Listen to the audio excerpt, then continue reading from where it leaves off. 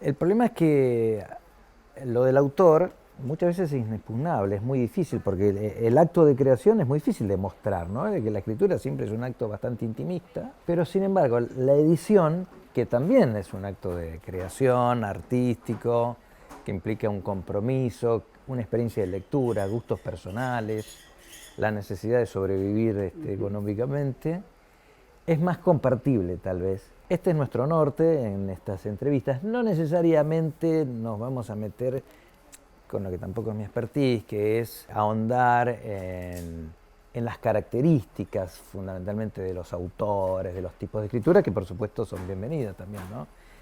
Porque en este caso Bajorona tiene un perfil muy concreto y una especialidad que tiene que ver con la poesía. Así que, como en casa, como Buenísimo. familiarmente. Bueno, muchas gracias. Sí, yo creo como vos que el trabajo del editor no es tan íntimo, cerrado e individualista como el de un escritor o una escritora. Digo, es un acto que tiene más que ver con una cuestión mucho más social en muchos sentidos, digo, en el sentido de que cuando uno toma una obra que es un manuscrito, la multiplica por una cantidad. En general, ese número es la magia de la edición. Yo creo que la magia de la edición es saber de antemano. También tiene mucho de interesante el sorprenderse, para arriba o para abajo. Pero digo, cuando uno piensa la edición como un medio de vida o como, si se quiere, un negocio, si se puede, ese número es la clave de nuestro trabajo. En nuestro caso, a mí me interesa mucho, nos interesa mucho, la editorial tiene una historia bastante larga, tenemos 32 años de existencia. Es una editorial que nació fundada por mi mamá como una editorial de poesía, que después se fue abriendo a otras zonas de la escritura, fundamentalmente a una colección de narrativa. En realidad nació por una necesidad, por la necesidad en la primera década del 90 de publicar cosas que no encontraban lugar en editoriales más grandes, y la posibilidad de ir como llenando esos espacios. Y a partir de eso siempre, digamos, uno de los puntos fundamentales que intentó mi madre en su momento, Valentina Rebasa, que era mi esposa, y yo después, intentar que el catálogo tuviera una calidad o sí, detesto la palabra excelencia, digo, pero digamos, que la calidad del catálogo estuviera como siempre a resguardo. Una de las cosas que más nos importó siempre era precisamente esa construcción, la construcción de un catálogo que no fuera traicionero, o sea, que cualquiera pudiera agarrar un libro nuestro y sentir la seguridad de que iba a leer algo bueno, o que por lo menos iba a quedar confort. Podría gustar más, podría gustar menos, pero que no hubieran dudas de que había un estándar de calidad que siempre intentábamos sostenerlo. En ese sentido, eso también habla del diálogo del editor con su público, con sus lectores, que me parece el otro punto que es fundamental. Y por eso digo que es un acto social, porque ahí hay un diálogo. Los autores muchas veces cuando escriben piensan en la obra, en la calidad de la obra, en las intenciones de lo que quieren decir, en aquello que les interesa dejar en claro en un manuscrito. En ese sentido yo creo, y es una opinión personal, que la escritura es un acto absolutamente personal e íntimo. La edición, como vos decías, tiene este otro perfil, que es un perfil de amplificación, y ese perfil de amplificación tiene que tener, sin duda, establecer un diálogo. Hay del otro lado también una respuesta que se puede materializar en la compra misma de los libros, en decir, bueno, este libro alcanzó a muchísima gente, de hecho, hubo ahí algo que funcionó en esta conversación, o puede tener que ver con despertar cierta sorpresa, decir, bueno, pareciera que acá se está abriendo algo que podría seguir adelante con otros autores y autoras, o que en este libro aparece algo nuevo que hasta ahora no andaba dando vueltas. Digo, ese tipo de cosas son como instancias de un diálogo que se dan entre el editor o la editorial y los lectores. Y me parece que es un punto súper interesante de nuestro trabajo. Un editor de ensayo, sobre todo de ensayo coyuntural, uno sabe que está siempre con un oído atento para ver qué está pasando en la sociedad, cuál puede ser una demanda temática, ¿no? A dónde se puede ofertar determinado tipo de ensayo. Sin embargo, en el caso de la poesía, supongo que es más difícil, ¿no? Establecer esa mecánica como si en determinado momento pudiera haber una necesidad específica de determinado perfil o contenido poético. Podríamos discutirlo, yo creo que sin embargo la hay, pero digo, pero no importa, también te daría una percepción absolutamente personal que por ahí no tiene que ver con momentos, o por ahí tiene que ver con mi momento y no con un momento coyuntural o social, digo, pero me parece que ahí también hay como digo, en el caso de nuestra colección de poesía, terminamos de establecer ya 2 o 3 modos de trabajar que son los que a nosotros nos interesan particularmente. Por un lado, siempre estamos atentos a nuevas lecturas, a lo que va apareciendo, a tratar de detectar algún tipo de germen en curso o de novedad, si se quiere, digo, algo que nos sorprenda por alguna razón. Las razones por las cuales nos puede sorprender un libro de poesía son muchísimas, pero digo, básicamente se trata de estar atentos a la lectura de lo que vaya apareciendo. Ese tipo de lectura es la que conforma nuestra colección de libros individuales, que son, por ejemplo, estos, que son los clásicos libros de poesía que rondan las 64, 72, son libritos casi todos de menos de 100 páginas, que son... De hecho, el formato libro, en el caso de la poesía, también está pasando por una crisis, como está pasando por una crisis el formato en los formatos de la música. Digo, hoy la poesía circula muchísimo por soportes que no son el libro. El libro en algún punto ha quedado como un remanente moderno o premoderno incluso que tiene cierto romanticismo y que a la vez funciona como cierta jerarquización de los poetas. O sea, sacar un libro sigue siendo sacar un libro. Poner en juego un libro es dejar de subir poemas a Facebook o a Internet o hacerlos circular en revistas para ponerlos ya en una materia sólida, física, que empieza a circular de mano en mano y de otro modo. En ese sentido, los libros de poesía tienen muchísimas dificultades de circulación y de comercialización, porque necesitan de una librería que tenga un espacio para la poesía. Vos sabés que no son todas las librerías las que tienen un espacio para la poesía, y no está mal ni bien, yo no entro ahí, pero digo, necesitan de libreros, hay libreros que tienen cierta sensibilidad para la poesía, que tienen cierto gusto de lectura de poesía. No gusto, digo, pero que les gusta leer, no me estoy refiriendo a qué leen, digo, les gusta leer poesía. Aquel al que le interesa leer poesía, sea cual sea la poesía que lea, tiene otro nivel de sensibilidad respecto de estas cosas. Y digo, eso siempre es muy importante en el caso de los libreros. Y después hay espacios donde la poesía circula que no son necesariamente las librerías, que son los festivales, los encuentros de poesía, las lecturas, y a veces, en algunos casos, cuando nosotros podemos estar acompañando los libros en esos espacios, intentamos estar. No siempre podemos, pero digo, también es una manera de poner a circular los libros. Me estoy refiriendo exclusivamente a este trabajo que yo lo llamo medio clásico de edición de poesía, que es hacer los libros individuales que se van escribiendo, que los autores, que los poetas y las poetas van escribiendo.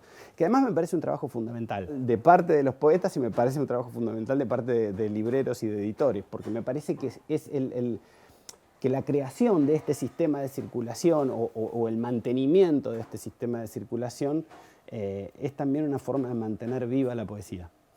Yo creo que si bien podríamos discutir si Internet y el soporte virtual le ha servido a la poesía como modo de circulación, creo que sí. Creo que hay muchas muchas maneras de hacer. Creo que la poesía tiene muchas maneras, que era una sección de una revista que hacía mi mamá. Y que en ese punto creo que el soporte virtual también le ha venido bien para sacarle cierto peso histórico, peso para llegar a más gente, claro, también. y para llegar a más gente. Pero también es cierto que el sostener este tipo de sistema de circulación a mí me parece que es muy importante e interesante dentro de una cultura. Sugerías, bueno, el tema de los niveles de venta, ¿no es cierto?, Sí. de las participaciones, y sabemos que los dos géneros más vendidos son la narrativa y el ensayo, sobre todo el ensayo periodístico. Y la poesía es un género con lectores muy fieles, con lectores muy comprometidos, pero que no accede muchas veces al gran público, y esto se traduce en los niveles de venta que se ven. Sin embargo, hay excepciones. Siempre tuvimos interés en que nuestros libros tuvieran circulación en librerías, y alcanzaran un público que se interesara por la poesía y que pensara que podía malgastar su dinero en nuestros libros. En ese sentido, digo, pensar en que podíamos encontrarle una vía comercial. Que cuando nosotros empezamos, yo empecé en la editorial hace un poquito más de 20 años. En ese momento, digamos, la situación de la poesía era otra, como era otra la situación del país y era otra la situación del mundo. Pero digo, el modelo que nosotros habíamos puesto inicialmente como faro para nosotros era alguna editorial española como Pretextos, por dar un ejemplo. Que eran editoriales que tenían buena distribución, buena llegada.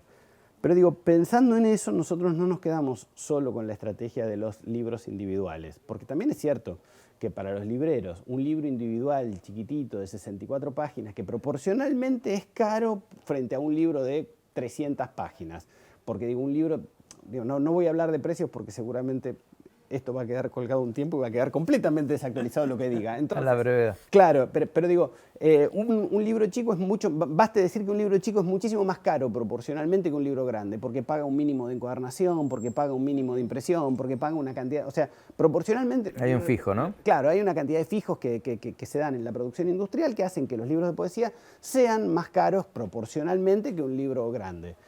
Y es cierto también que para el librero, cuando mete una venta de un libro grande, le entra a la caja un dinero. Cuando vende un librito así chiquitito, le entra otro dinero a la caja. Entonces también hay que tener ganas de vender los libros chicos. Pensando en eso, nosotros buscamos una serie de estrategias que nos permitieran darle a la poesía otra visibilidad. ¿Qué estrategias?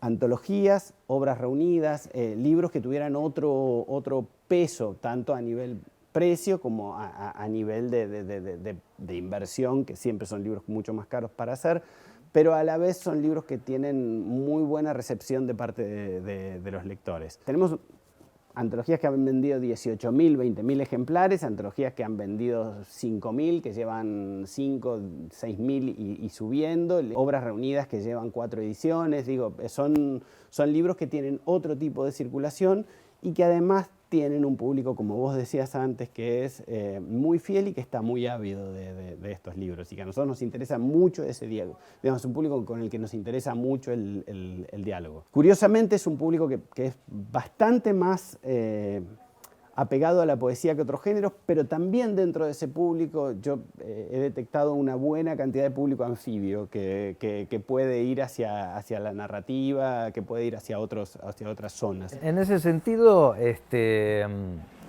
digo, vos publicás muchos tipos de poesía. Por ejemplo, la poesía de como un amigo Horacio Zabaljauri, Gran Cuadro, digo, parece una poesía ensayo, ¿no? De alguna manera, una poesía con fuerte contenido político, de memoria también. Si tuvieras que hacer un paneo general sobre la propuesta editorial para los lectores, digo, ¿qué encuentra hoy un lector en el catálogo de Bajo la Luna? A mí me interesa mucho la poesía. Yo soy lector de poesía, no soy poeta. Digo, yo empecé a leer poesía en mi casa. Digo, yo tenía una increíble biblioteca de poesía en casa y la leí. O sea,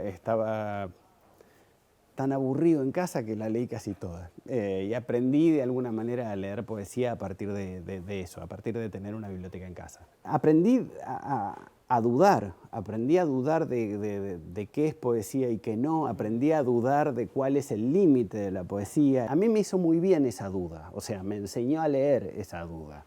Me enseñó a leer el hecho de no tener seguridades y poder sorprenderme con cosas nuevas, con cosas que yo no sabía que se podían hacer.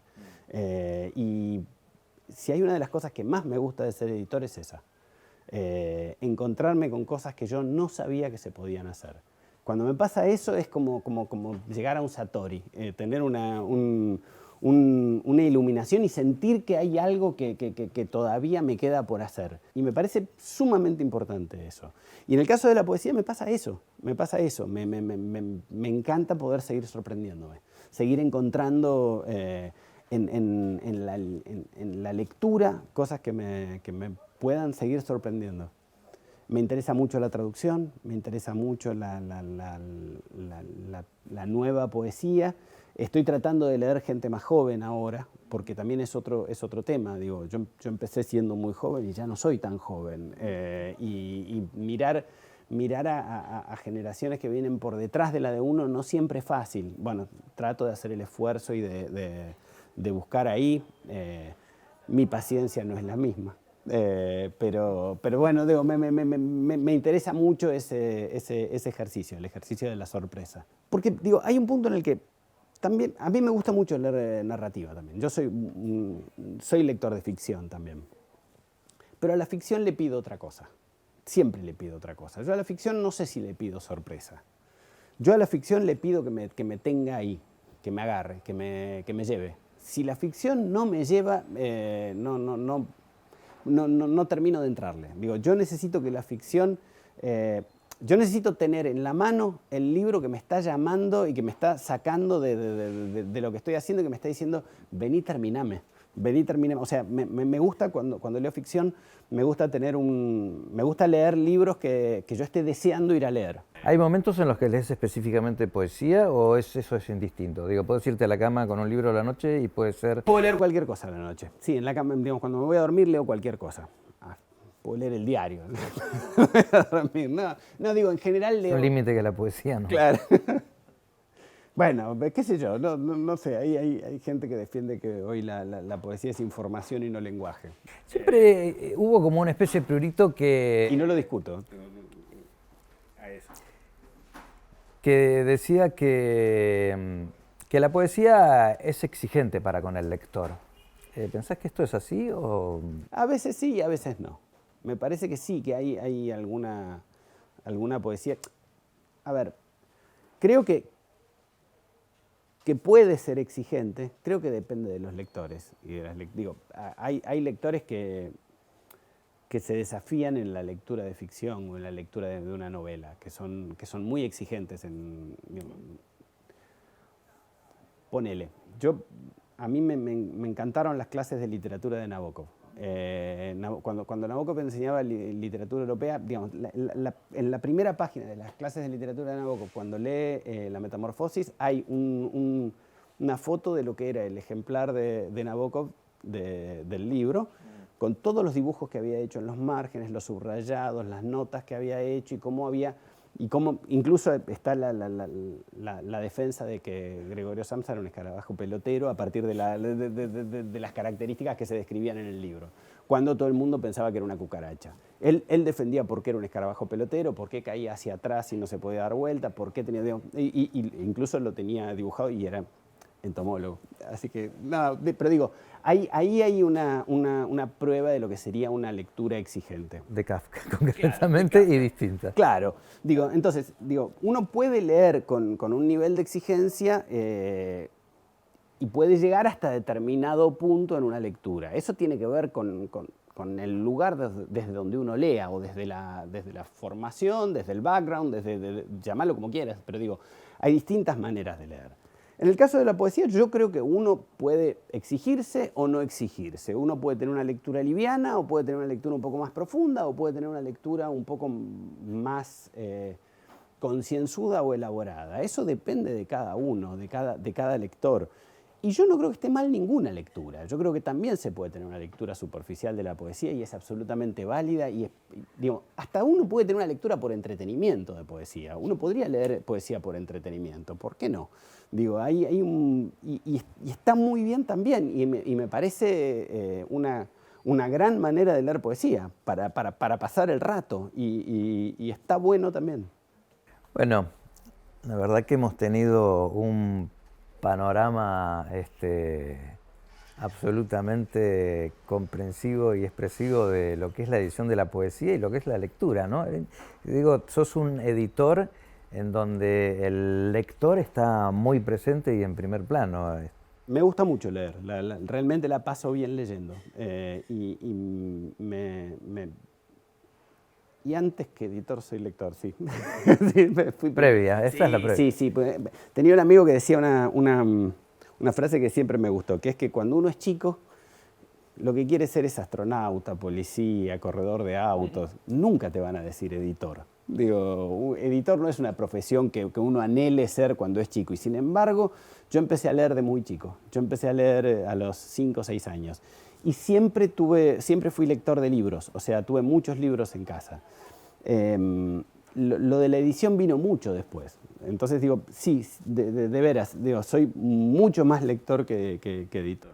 Es una vocación que se instala en forma poco perceptiva, ¿no? Digo, ¿la del editor? El editor, sí. Digo, a partir de la lectura, porque el que lee se identifica como lector.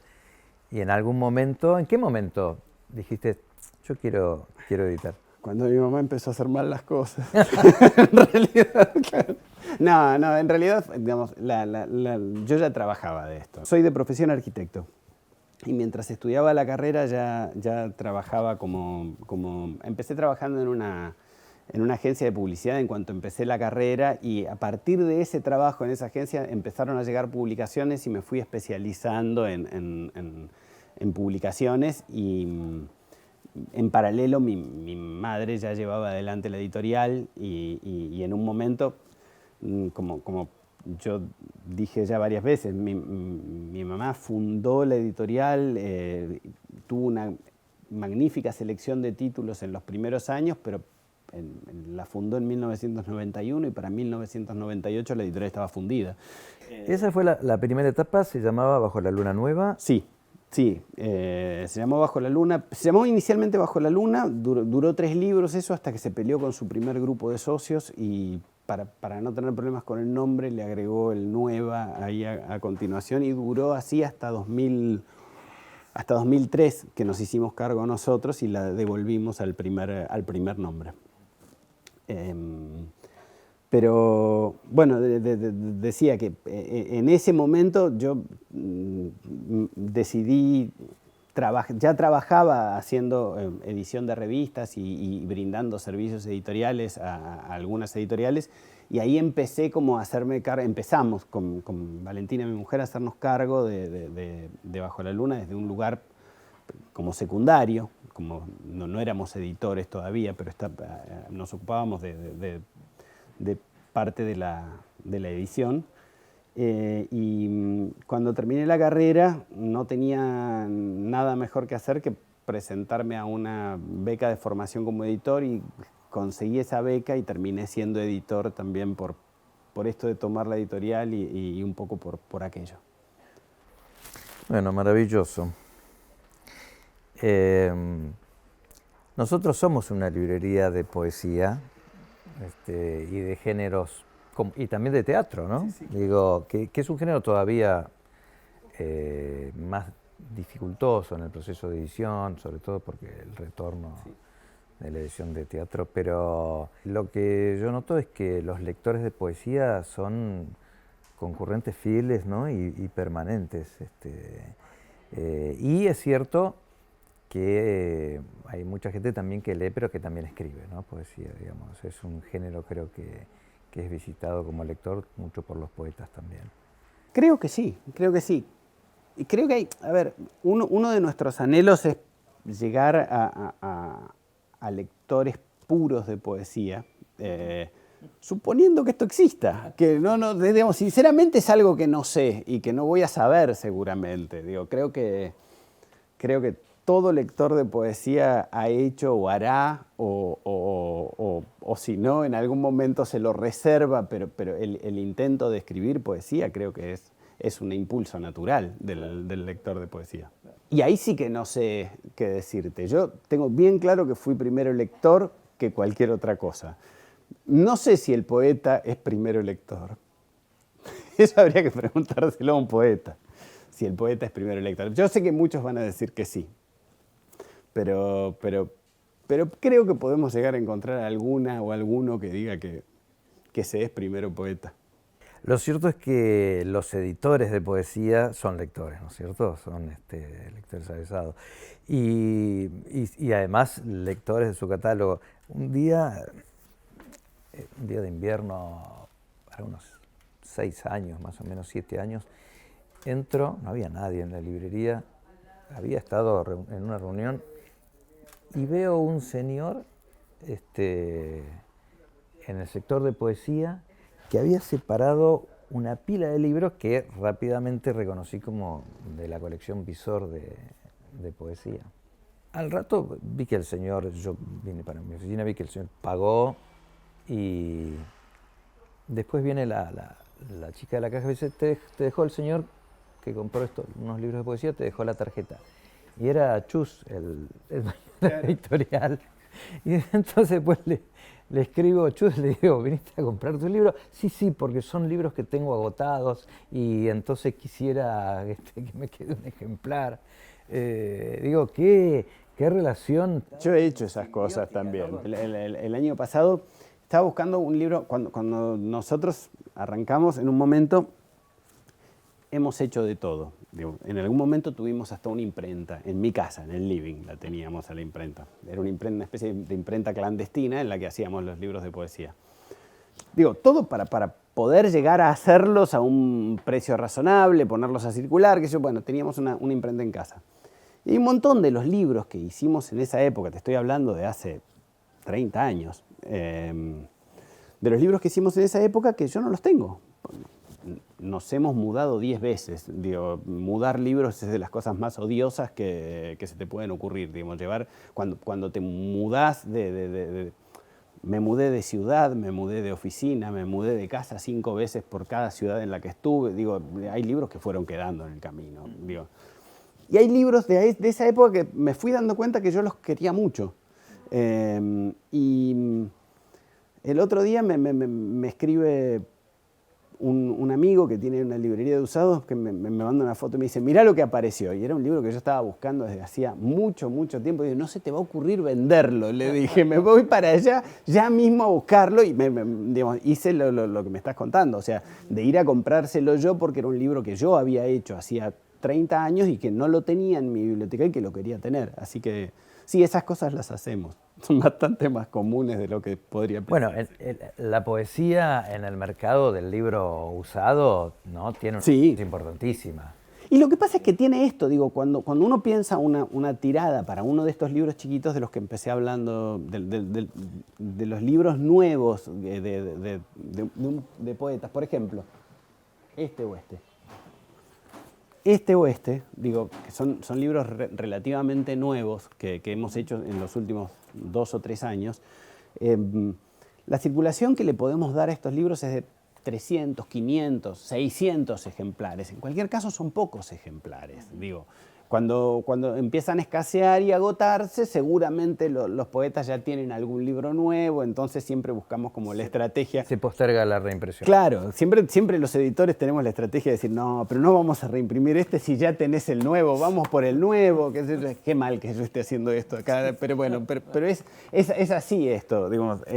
Siempre los poetas tienen nuevos libros y es un modo que tenemos los editores de sacarle el cuerpo a las reimpresiones, porque digo, son libros que tienen un nivel de venta de goteo que está muy bien, pero digamos, cuando uno tiene... No se compara con la velocidad de venta de una novedad. Claro, no, una novedad tiene otro ritmo de venta, entonces apostamos por las novedades.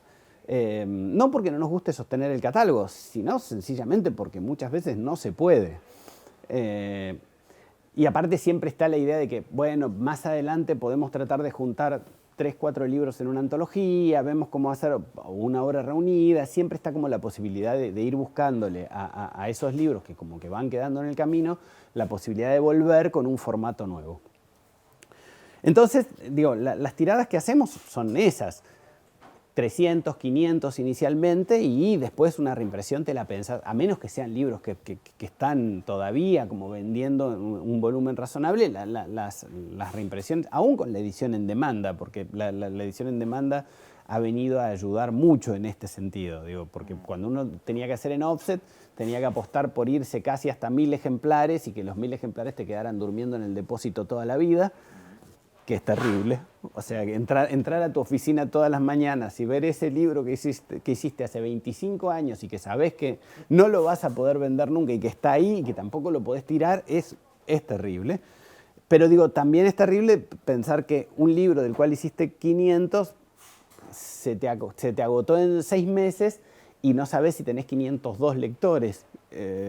Entonces, bueno, la edición en demanda sirve como para ir dando esos pasos de a 100 ejemplares y llevándolo mejor. A veces se puede, a veces no. Pero digo, a lo que iba, el mercado de usado tiene una circulación que tiene que ver con esos números. Cuando los libros pasan a ser como ciertos objetos de culto es donde el objeto se luce, además, ¿no? El objeto del libro se luce porque es resistente, es perdurable, digo, no pierde ninguna de sus capacidades de ser... Sabés lo que conseguí, ¿no? ¿Viste cuando vienen Sí, el coleccionista, el lector avesado. Es muy lindo eso. A mí me gusta mucho todo ese circuito. Tengo muchos amigos que disfrutan de ese circuito y a mí me parece muy interesante. Miguel, para cerrar quería preguntarte cómo ves ya el mercado del libro, el sector nuestro hoy en Argentina, más allá de esta coyuntura específica, ¿no? Que supongo superaremos rápidamente. Quiero creer que sí. Yo lo veo muy bien. Lo veo muy vivo, lo veo como muy activo, yo trabajo, como te decía, en esto hace casi 30 años y creo que en un momento tan efervescente, tan interesante, tan diverso, tan activo como este, ha habido muchísimos, pero realmente me parece que el espacio que han alcanzado las editoriales más chicas, el tipo de público al que se ha podido llegar, la ampliación de alguna manera del circuito de circulación de los libros. Me parece que es muy interesante el momento. Me parece que hay mucho por hacer, por descubrir y por disfrutar. ¿Compra el Estado poesía? A nosotros alguna vez nos compraron. Creo que esa es una ayuda muy importante, ¿no? Para las editoriales. Digo, Nunca fuimos buenos en ese sentido nosotros, nunca supimos trabajar ese perfil, o sea, el perfil de la venta al Estado.